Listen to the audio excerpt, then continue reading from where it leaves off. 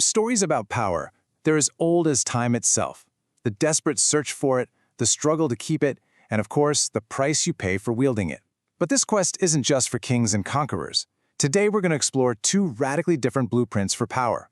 One is this ancient internal journey of self-creation, and the other, well, it's an alleged centuries-long plot for total global domination.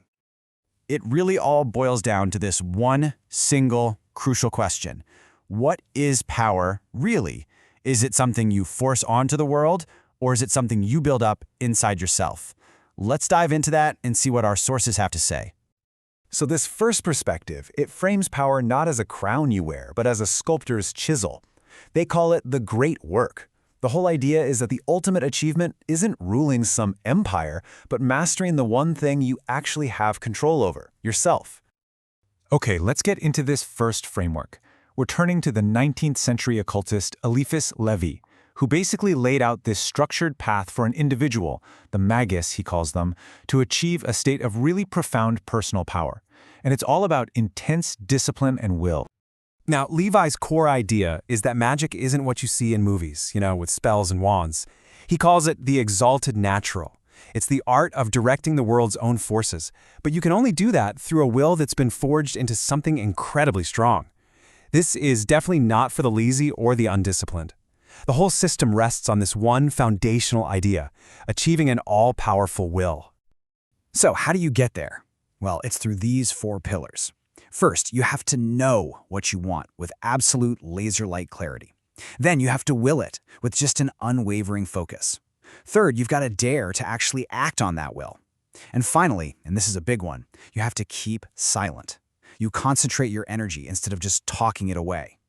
Each step is a deliberate exercise in forging a will that cannot be broken. Okay, so you've got this powerful will. What does it act upon? Levi calls it the great magical agent, or astral light. Just try to imagine it as this universal life force that flows through, well, everything. He describes it as a blind force, kind of like a serpent that the magus has to tame. And if they can't command it, they risk being completely consumed by it. It's the raw, untamed energy of both creation and destruction. But here's the thing. Wielding that kind of power is incredibly dangerous, and this is where Levi built in a kind of safety mechanism, magical equilibrium. He warns that you can't just operate on one side of the scale. Any works of severity have to be balanced out by works of mercy. If you don't, you overweight the balance, and you invite your own self-destruction. It's a constant, delicate dance between these opposing forces.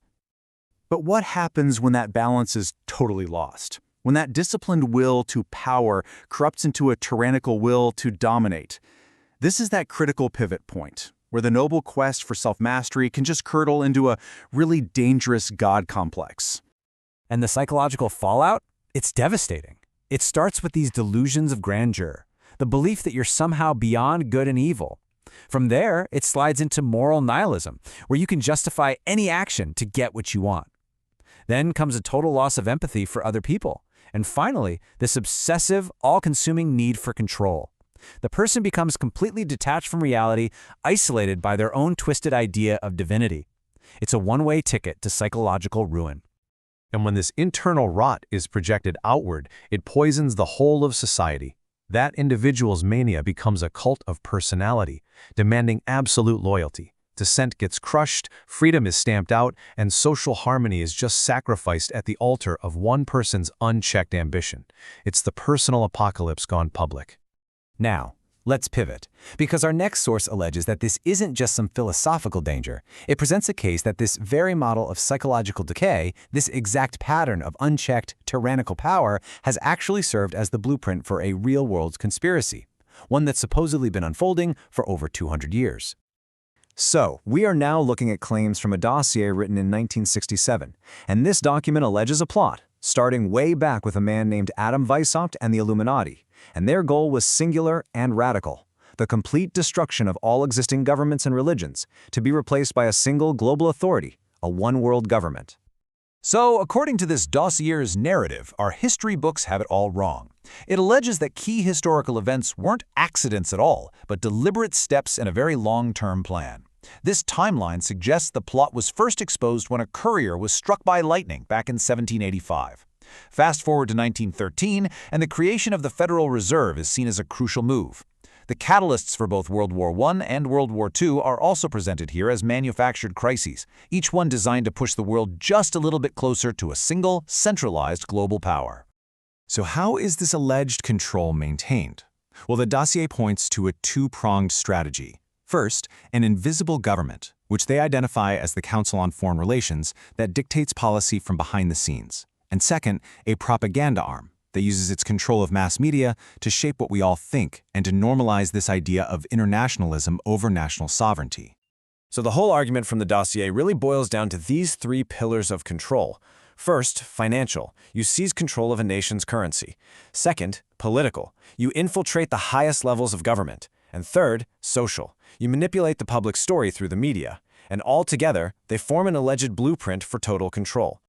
And this brings our whole exploration full circle.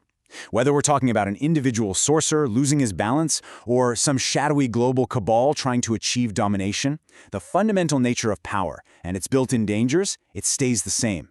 There is always a price to be paid. Let's go back to Eliphas Levi for a moment. He actually had a name for this. He called it the rebound. When magic, or power, is used to project hate and destruction, it creates a current that doesn't just go out.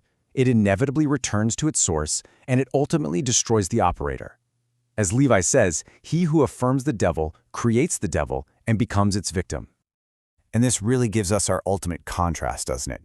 You've got the path of unchecked domination on one side, versus a totally different kind of strength, one that's rooted not in control, but in service. This perspective suggests that the most resilient kind of power is the one that's balanced with humility and a sense of responsibility to others. And so, we end right back where we started. After looking at these two vastly different models, the question is really left for us to think about. Does real, lasting power come from bending the world to your will, or from the much, much harder work of mastering yourself?